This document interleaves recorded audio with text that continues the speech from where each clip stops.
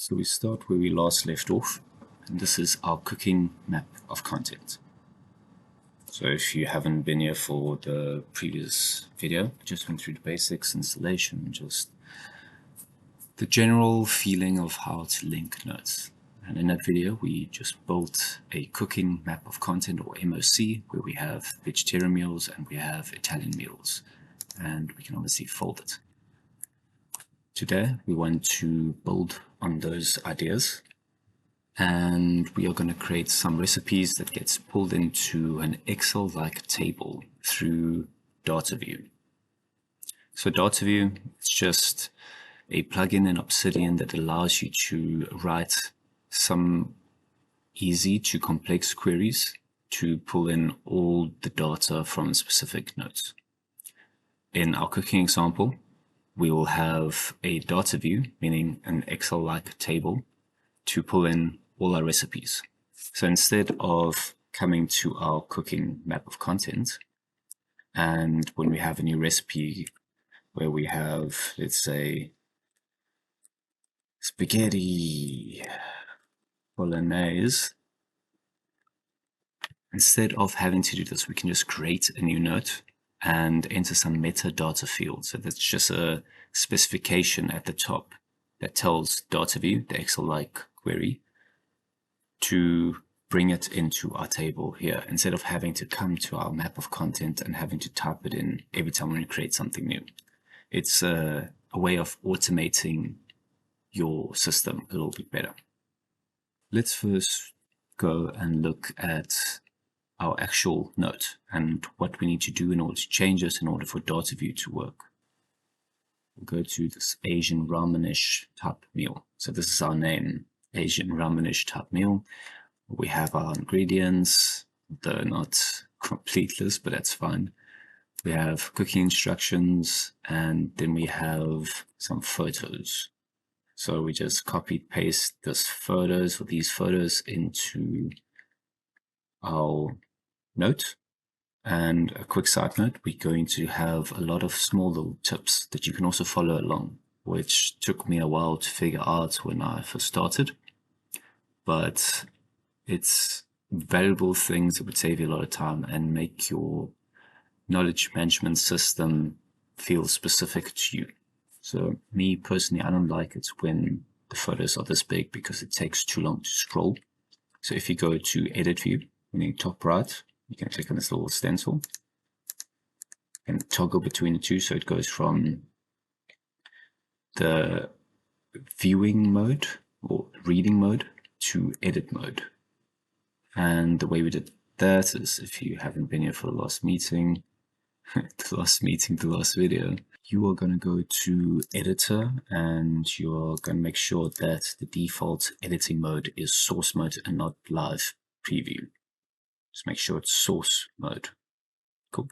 I can go back. So if we go to the editing view, you can see our picture has code like this. So we spoke last time that if you want to call another page within your Obsidian Vault, you go exclamation mark, square brackets, and then you can choose any note that you want. So let's say last time we spoke about callouts in Obsidian, the exclamation mark just indicates that it would show up, like a preview of that page will show up in this page, not a preview. The whole page would basically be embedded into this page. If you take it out, it will just create a link that you can click on and navigate you to that page. So the difference, if I have an exclamation mark and I go to reading view, you can see that the callout section, the entire page, has been included here. So you can think of this as a tab or window into that note. But see at the top, you can see we actually have that note open. So we can go to that note and you can see that all of this information will be available for you here. So if we go to edit mode again, and we take that little exclamation mark away, you can see that this is now just a thing that we can click on. So if you hover over it, you can see it gives you a preview, and you can even scroll up and down if you don't want the whole thing to be embedded here. So that's a little bit of a side note. What I really want to get to is how to make pictures smaller. So exclamation mark just shows that this picture that we have in, you can think of this as our folder, which it is a folder, which I'll quickly show you. So in our actual folder, we have our demo vault YouTube, and these are all the files that we have. So these images are images that we just pasted into our vault. So basically just dragging and dropping them into a specific node. What Obsidian does is Obsidian takes that photo and it saves it in our demo vault YouTube. So if I open it up just on my computer, it'll look something like this. So it's just a photo that it references. Now if we know that, we can go back and we can see that it references it with the exclamation mark. And then it's just going to tell us, hey, I want to see this photo, which is in my folder on my computer. I want to see it on this node. If I take the exclamation mark away, it's the same thing where I have a link to it and I can actually navigate to see these carrots right up and close. So let's navigate back. And what we actually want to do is we want to put the exclamation mark back, and at the end we want to make this photo a little bit smaller. So you can choose whatever. So if I go 100, which is really small, so it's almost like a hundredth. I don't really know the measurements, but it just makes it smaller. So if we go back to reading mode, you can see that's almost like an icon. If I go 1000, it's probably going to go to the max that this photo can allow, which is screen width, and you can see it's quite bigger than what it was. But I found that generally for myself, I range in the 500 to 600 range. Let's go for 550. And this size picture just works well for me. You need to choose what works well for you. So if we have this, we have 400, 300, you can see it's going to have like a going from big to small effect. Just remember your straight line divider. So you can see how you can mix and match as you want when inserting pictures. Okay, so that's just a little bit side note, but I think it conveys an important message of how the embedding works and how to reference other files and photos. So I think we can continue. So for a recipe, we generally want a template, and we won't cover templates extensively in this video. We'll just go through it manually. So a template is just something that, hey, I just cooked another meal. Let's say I made spaghetti bolognese, and I just quickly want the same template that I use for all my other food, that I can just click one button and the template is automatically filled in. So I don't have to go through everything, create the headings, create the recipe instructions headings, put the bullet points in, have the ingredients heading there ready. All of that would be automated through a template. But I think we are going to start with just building out by hand, and then we'll have a quick overview of templates, and maybe in a later video we'll extensively go over templates. I know there's a lot of other videos on YouTube that is quite good explaining the concept of templates and going through examples. So Nicole is one of those YouTubers, and I'll put a link in the description if you want to go follow along. Okay, so the next concept that we need to be aware of is metadata or metadata.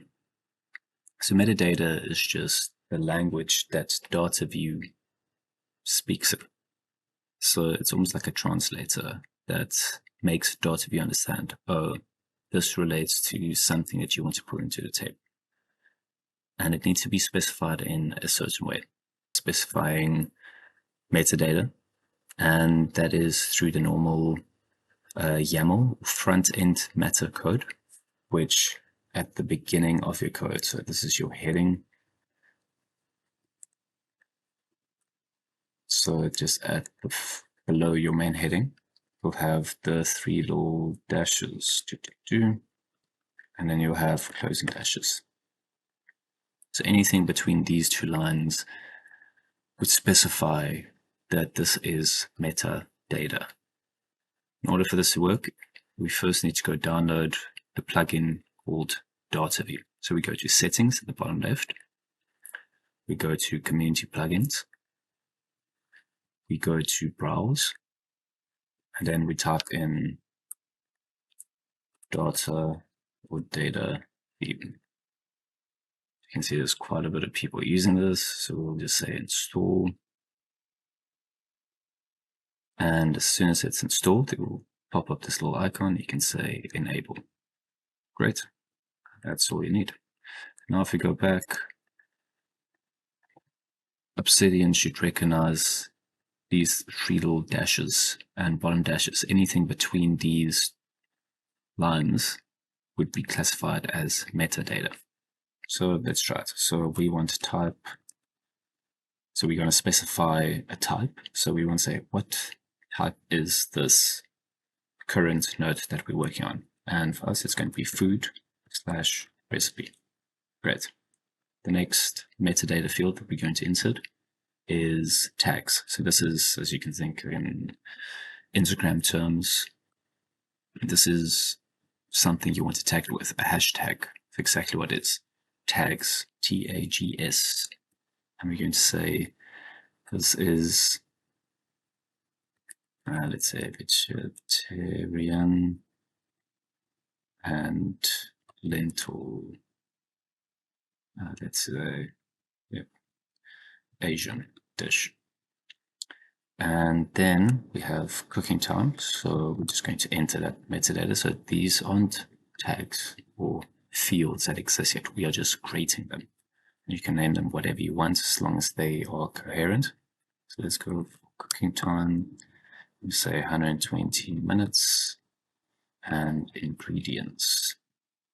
So one way to specify a metadata field is you can either go onion, ginger, spices, but I'm going to mix it up a little bit because this syntax also works if you do it like this. So press enter and then you do a little dash, and then it creates like almost like a list. So we say half an onion, and then we press enter, it's automatically going to auto-complete the list for you. So then we can continue, and it's just going to pick all of these little bullet points. It's going to pick up under the ingredients metadata field. And we're going to go 1 inch ginger. Let's go grated. I'm going to go for spices and 3 garlic cloves minced. Okay, let's say this is all that we want to specify our Asian ramenish type meal with. Great, we have everything that we need. We'll clear out and make the actual recipe page a little bit more attractive. But if we go to reading view, we can see that it takes our metadata fields that we specify in the backend, and it makes it look like this. So it hides most of the metadata fields that we probably don't want to see, but you can go into settings and do a quick Google search on how to turn this off or on. But for now, we're just going to stay with it and create some nice little tags like cool, vegetarian, Asian, happiness. Okay, so if we go back to our cooking MOC, cooking map of content, we just have a node called cooking map of content, and we want to see, let's just first go with all meals. We want a data view of all our meals in our vault. For now, only our Asian ramenish style meal has metadata fields within it. So we are only going to be able to pull that data in, and we'll go to spaghetti bolognese and another couple of recipes and add metadata fields to them so they can also be pulled in through Dataview into our table. Okay, so step 1 is you're going to have to use the little icon that's normally next to the 1 on your keyboard. It looks something like this. And you can see once you click it 2 times, it auto completes the bottom line as well. So I just quickly went and pulled up a keyboard. So this little symbol, not the one on top, the one at the bottom, that's what you're going to click in order to specify the metadata fields. So if I just go to reading view and delete this, I'm going to click 3 of those little buttons next to your one or icons, and then you're going to have the same at the bottom. So now if you type in data view, it just specifies that, oh, we want to talk in the data view language. So now we're going to start with the actual code. Again, don't need to understand this. It will come with time. The more you play around with it, the more familiar you'll get with it. But the internet is a wonderful thing in that whatever you need, you'll probably be able to find, and somebody else has already done it for you. So most of coding is just copying and pasting. So first, we're going to start by typing table. This just specifies, hey, what do we want? Do we want a table or a list? So there's 3 different things that you can do. So you can go for checklists, tables, or lists. But for us, we want a table. So we're going to say table, and what do we want to show this table? If we go back to our actual recipe, we can see that we have ingredients, type, and tags that we can show. Those are the only, types, tags, cooking time, and ingredients. Those are the 4 metadata fields that we can possibly show, because that's the only thing that exists in our recipe. So let's say we want to show all of them. So we'll go for type, we'll go for tags, we'll go for recipe, time, and we'll go for ingredients. Then we'll just say, yeah, let's stop here and go back to reading view. So now we see we have a table. So this is great. We have Asians, recipe, callouts. Okay, so this just gives everything because we didn't specify any conditions to it. So this table would return all the nodes in our whole vault because we don't have a where clause to filter out exactly what we want. So if we just take this out, and we just say table, you can see that it brings us back. Let's just create a divider here. You can see it just creates a table of all the nodes in our vault, which is specifying table. And we want to be a little bit more specific, so we put type, tags, recipe, time, ingredients, but we know for all the other nodes in our vault, there is no metadata fields yet. So we can see that we have type, tags, recipe, time, ingredients, but Asian Ramenish type meal is the only one that has information for those headings. The rest don't. So next step is we want to add a where clause. So we want to say where the node that we're looking through contains, we're going to say it's a lower, so it just turns all the uppercase to lowercase. And we're going to say type, because if we go back to this, we have a type, and we are looking for food/recipe. But if the user typed in capital F, it's quite case sensitive, the metadata code. So if a person types food and recipe with capital letter, and we're just looking for a food/recipe here, it's not going to pick it up if we don't have this lower. So we just take the lower case of type, so this, and we are looking for food recipe. So we want this to match to this. And if it does, then it's going to return only that node. So that's all we need. We can see that it correctly filtered out just the Asian Ramenish type meal. We have food recipe, vegetarian Asian, recipe, time, and ingredients. Great. So let's do one more example of this. So let's go back to our cookie map of content, and let's build out our spaghetti bolognese. So let's actually just create a new node, create a new file, spaghetti bolognese. Start with the little, not these symbols, with just 3 dashes, space, space, 3 dashes, And now anything in between these are considered metadata fields. So we had a type, and we want this cooking recipe. We want tags. This is going to be Italian and pasta. And we have cooking time. So it's critical that you keep these metadata fields that you specify spelled exactly the same. Otherwise, there's going to be a problem because the metadata table that you created won't know that you spelled it incorrectly. So make sure that you spell it correctly. That is the power of templates as well, to make sure that manual errors don't happen. So cooking time, 100 minutes, and ingredients.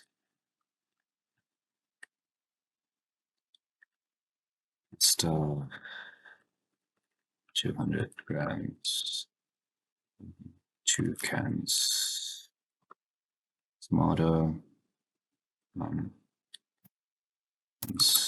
500 grams. So stop there for now. Okay, so we created our metadata fields. If you go to reading view, you can see that the metadata is hidden, but the tag is still there. Great. Let's see if it got captured in our cooking MOC. So go back to our cooking MOC, and it has not been captured. So let's see why.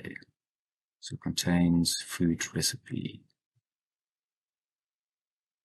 Aha, we have food recipe. We said cooking recipe, so it's a very good example. So in all meals, we have this table and we have type tags, recipe time, ingredients. If we go to, actually, I'm just going to delete all of this for now. We just have this one table. If we go to the code behind this query, you can see that it's looking for where the type is equal to food recipe. What we mistakenly done was in the spaghetti bolognese, we said cooking recipe. So it's not capturing or getting those results because we don't specify the right thing. So let's go for food recipe, go back, go to reading view, there it pops up.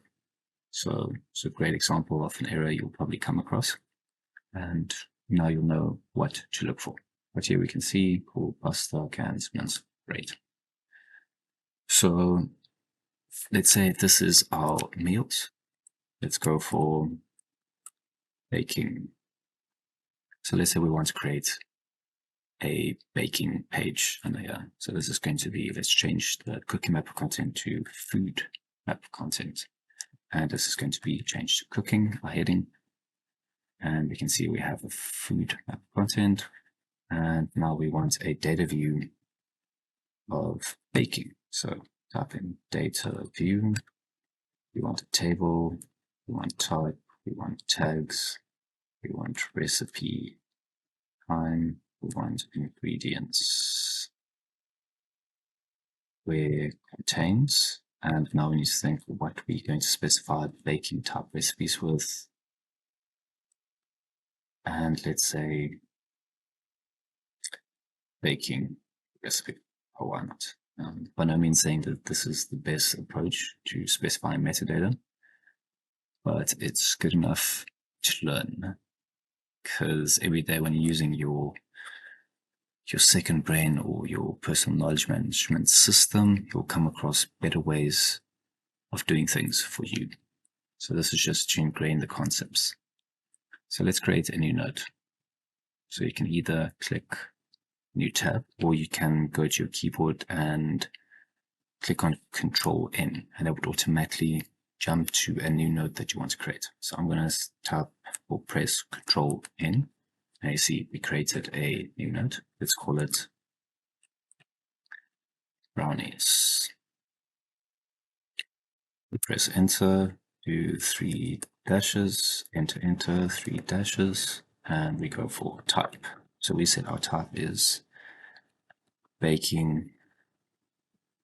Let's just make sure what we said. Baking recipe. Great. Baking / recipe. And we can see even if we have a uppercase and let's say an uppercase here, it will still work because we have this lower of the type specification. Lower of type specification. Okay. Now let's go for tags. Fudgy, brownies, sugary, cooking, baking time. So we're specifying baking time. So now we just need to go change the recipe time to baking time, because otherwise nothing will appear. And let's say it's going to take 10 minutes. So now we have the type, we have the tags, we have the baking time. And if we go back to editing mode from reading mode, so again, Control E to toggle between the two. There. But you can also go to the top right, and you can also toggle between reading and editing mode. We can see our tags are there, metadata or metadata will be hidden, but just remember it's between these lines. You can type in any metadata fields that you want. Okay, so one more thing that we want is probably ingredients. And we'll say eggs, cocoa, sugar, and sugar, the most important ingredient. And now we can start typing out our recipe. So let's start with steps. Let's make this a heading 2 hashtags, space, makes it a heading 2. So if we go to reading mode, you can see that it's a heading, and we'll go step 1, add sugar. Step 2, melt chocolate. Step 3, add cocoa. Step 4, 10,000 minutes. Yep, now that we have our steps or cooking instructions, baking instructions would be better, and we can have our experiences with this recipe.